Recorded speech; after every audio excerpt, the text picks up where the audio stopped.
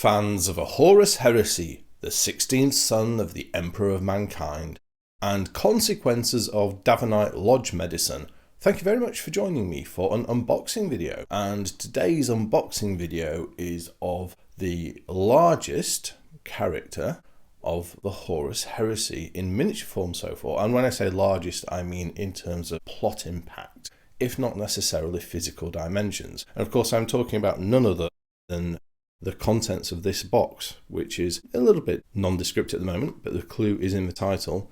If we do a little rotation, we have Horus Heresy, Horus Ascended, and the sticker. So yes, this has just been released. Well, I've just received it. It came out a week ago. Forge World's order dispatch is somewhat late at the moment. I don't know quite what's going on there. Interested to hear in the comments if people are finding they are placing orders and they are shipping 1 week later than the release date. Little question for you there. Anyway, that aside, we have this model. So what we're going to do today is take a look at what's in the box of this latest miniature from Forge World's Horus Heresy, the character series range. I'm going to open up the box. We're going to take a look at all the parts. We're going to appraise the quality, just generally see what it's about. Nice and straightforward proposition. Let's get into it. So first thing, the box. The box is big. This box is the same size as a box that Anakaris Scuria came in, the Mechanicum's Dark Acolyte from Zana.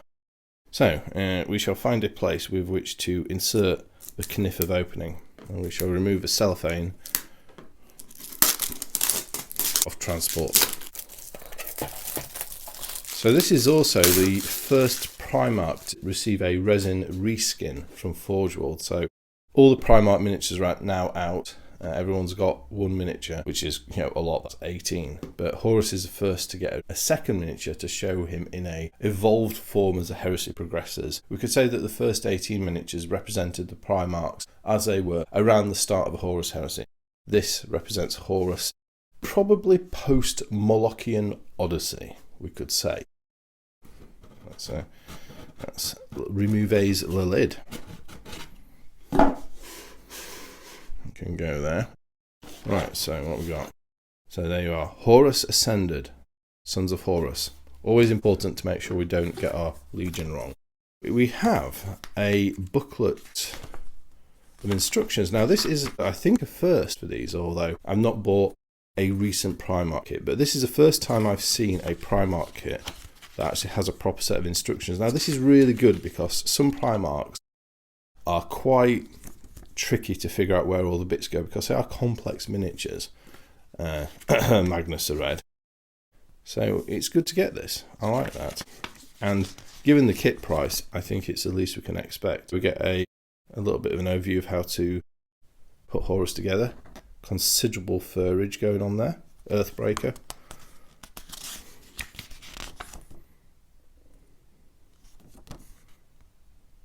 Yeah.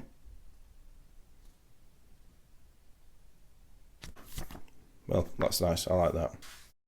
We also then get some parts.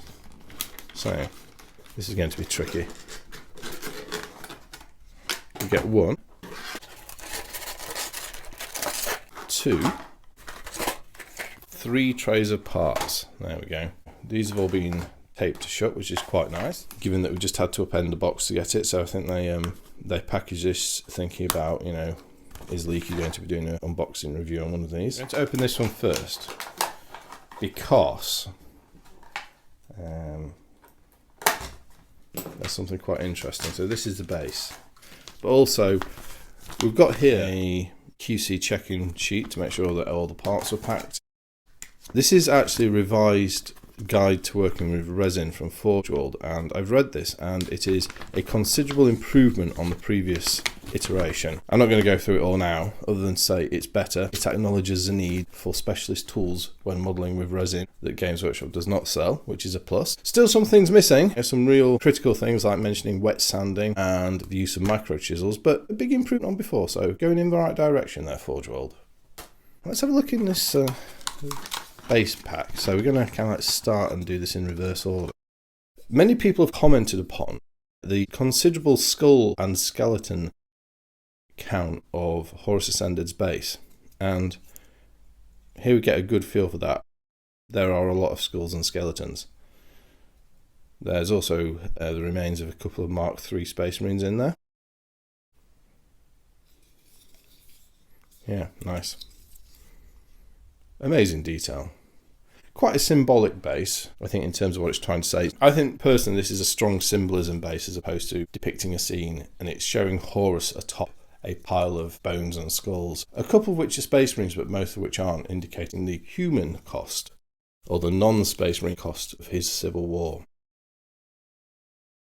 So you got that piece, which is receive a lock-in for his gaming base. And then another piece. That's all very nice. Lovely detailing. Lovely, lovely detailing. Some spent ammo cases. I wonder if that's going to line up with his Warmaster's Talon. Yeah, nice clean cast as well, as you would hope for and expect. And then base-wise, we get a... Yeah, that's a 50mm round base, so he comes on a 10mm larger base than normal Primarchs do. Interesting. And then we get another base, which is for the scenic base. Now, how big is this? Oh, yeah, that's a good size. Yeah. I think that's an 80. I think it is. Yeah, I think that's an 80. Don't quote me on that, though. Comments, just in case I got it wrong. That's all good. Let's now take a look at the first box of Lupercal components.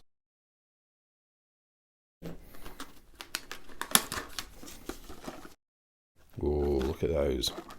So, first is torso. Very nice. That's impressive. And I can already get the feeling that he's bigger than he was before. Not necessarily by a colossal amount, but an increase in his size, I feel. And then we have his the carapace and some very delicate detailing there. Nicely done fur. You know, it goes to show that digitally sculpted fur can look great. Just needs the right amount of time to work on it. Sticking with fur, we have another piece of the fur. Looks good. Casting so far has been very nice. Clean casts. Very sharp. No evidence of any slips yet, which is good. That looks great, that does. Oh, look at the detailing on this, it's incredible. Definite evidence of his turning to and increased corruption by chaos in this particular iteration, and I like that a lot. Some nice Turgis action here. These are the sort of details you just simply cannot reproduce in plastic this way. And you certainly could never create a part like this, one piece in plastic. This would be like 10 to 15 pieces if that was plastic. That's one of the beauties with resin. You can cast these complex geometries in a small component count. Now I have Horus. Definitely chaos influence, perhaps signs of the paths of chaos. And then his other pauldron.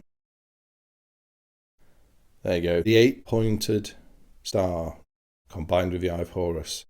The eightfold path. And lots of these jagged chaos symbols or chaos adjacent symbols. Love the Turgis again on that. That's fantastic, that pauldron.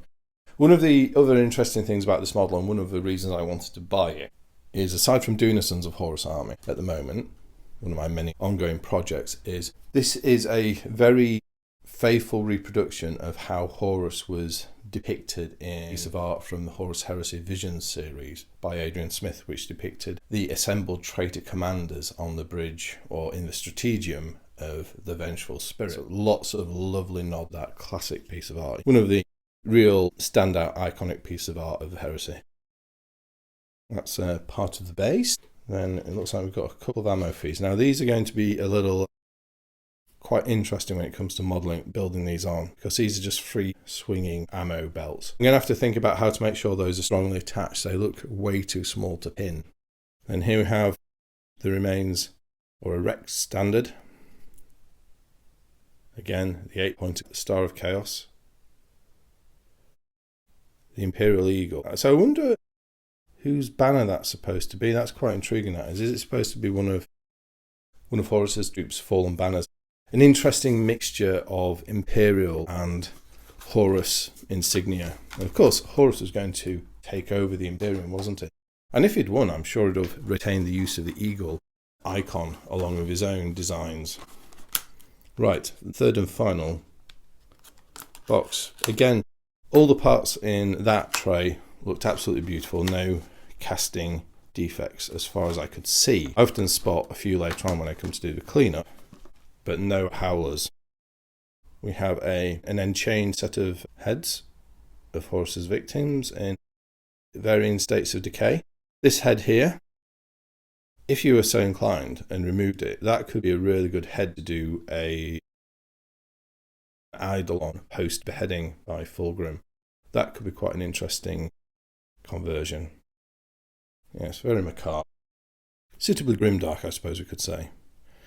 And here we have the heads. First we have his Lunan Wolf pelt head. That's gorgeous. It's been made to look a little more rictus than the original one was, which is quite a neat touch. And then we have the head of a Warmaster. Horus Ascended. And here we can see his significant entubening. We don't really know what the tubes do, but Perturabo likes his tubey bits. And a nose catheter always makes things look creepy. Moving into the realms of the micro details, and we have spikes, turgies, little thin or more spikes, tiny little Eye of Horus badge with the Thunderbolt symbols added. You're going to have to be very careful with those when I wash the kit, very careful indeed. Then we have some more fine details. One of the things I would recommend for building this kit is a set of tweezers, because some of these parts are very small and delicate. Right, let's just have the Cape of Command. So Lupercal's cape. Now this is very similar in base design to the cape of the original miniature of Horus. However, it has been enraggened, tattered by Wars of 1,000 Worlds, and now bears new icons of strange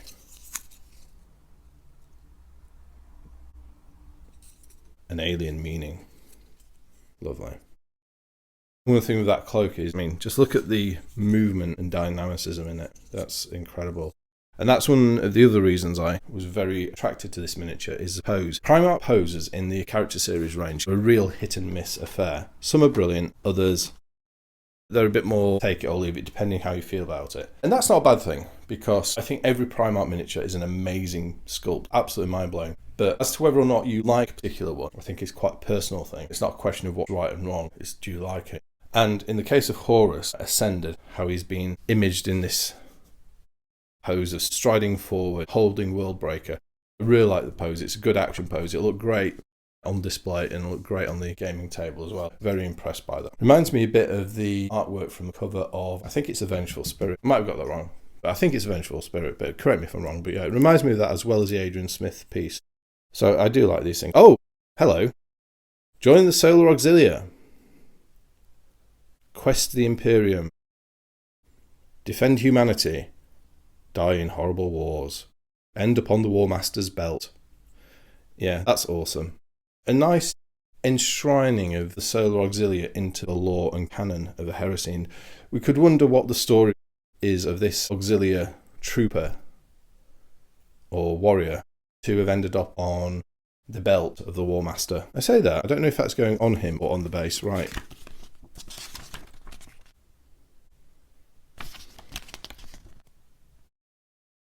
Is the Solar Auxilia trooper worthy of the Warmaster's belt? Sorry, trooper, you've been relegated to the dead pile. Amazing detail nonetheless. And we've got a rock, and we've got a bit more wolf. That's a paw, believe it or not. The Warmaster's talon. First little mould slip there.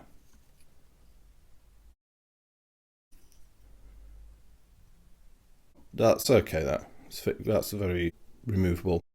It'd be interesting to compare this to the original on the resin miniature, the original Horus, and then also compare it to the Abaddon miniature and see how similar it is, both in terms of design and skill. So there's a homework for someone if you want to go do that. We now have Worldbreaker, one of the weapons of the heresy. So he's gone for a very different hold on this. It's further up the haft. Now, let's have a look.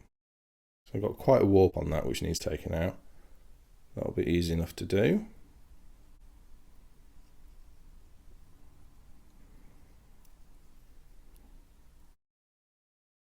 A little bit of a slip there. I'll either clean that up or I may just fill in the gap, but that's okay. And then the head of Worldbreaker. Yeah, that's beautiful. The spike is a bit chunkier this time, and that's stronger. The original Worldbreaker was quite a delicate piece on the Horus miniature.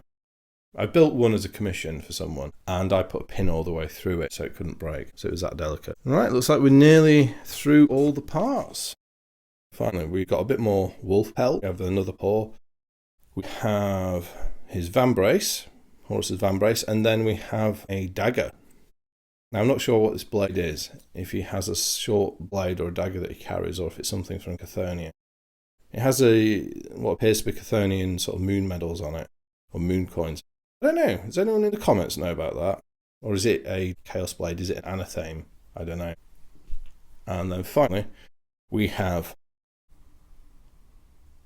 the Warmaster's talons, literally. These look beautiful.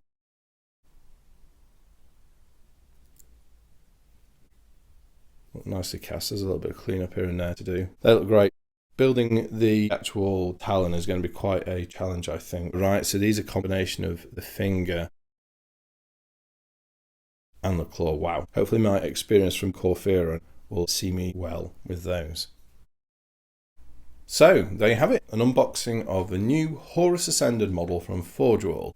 The first Primarch to get a second edition. So what do I think? Well, kit-wise, quality, it looks really very good. There's a few little bits of cleanup to do here and there. A couple of little faults to fix, but overall that is a very impressively cast miniature. And that is what I would expect for the price point we are paying for these character series miniatures. It's good to see the miniature cast at very high quality, and in all fairness, I've built a few Primarchs now, and the ones I've had, they have generally been very good, and certainly the more recent ones I've not had any issues with. They've been nicely turned out, and this is particularly nicely done. I appreciate that. And then in terms of detailing, well, mind-blowing levels of detail. Absolutely stunning. It looks incredible. Yeah, there's almost too much to take in. The base is something to behold. The cloak, the claws, and these pauldrons and turgies, they really, really look great. The depth of detail on them. Yeah. That's something special, those are. Yeah. Well, there you have it. I hope you've enjoyed this unboxing video looking at Horus Ascended. As always, please do share your thoughts and observations in the comment section.